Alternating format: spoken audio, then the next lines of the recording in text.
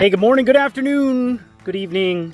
Welcome back to another quick edition of Diary of a Handyman, where I'm putting up a whole bunch of working shutters that are actually on hinges and have little things called shutter dogs at the bottom to keep them against the wall when they're not being shut, which is they're never shut. They're only for decoration. Shutters are always nowadays just for decoration. I've got one more window to go here, and I just wanted to give you guys a real quick lesson in how to drill into stone, because every single lag, every single screw that I'm attaching these with all have to go into stone, which is even harder to drill into and fasten to than concrete or brick.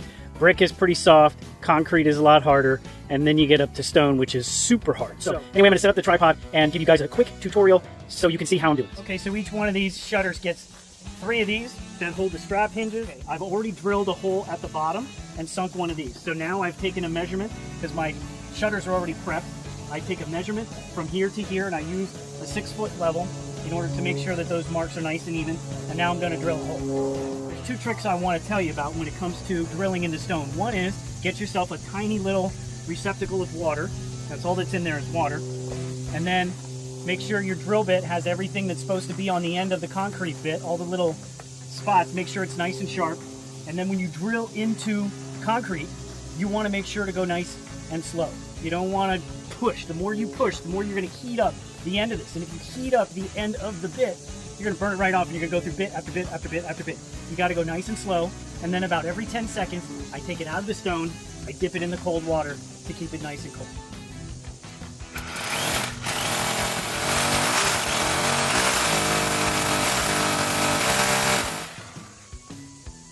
You hear that? You can't hear that, but when I dip it in the water, it goes, which is a neat sound. I don't know why, but that's a really cool sound. Swing the hammer, turn the screw, cut the saw and stick the glue, shave the shim, clean the vise, cut once, measure twice. Drill the hole and fill the hole, put the thingy in the hole. Be sure you're having fun, measure twice, cut once. Okay, now that hole is finished and ready for my lag.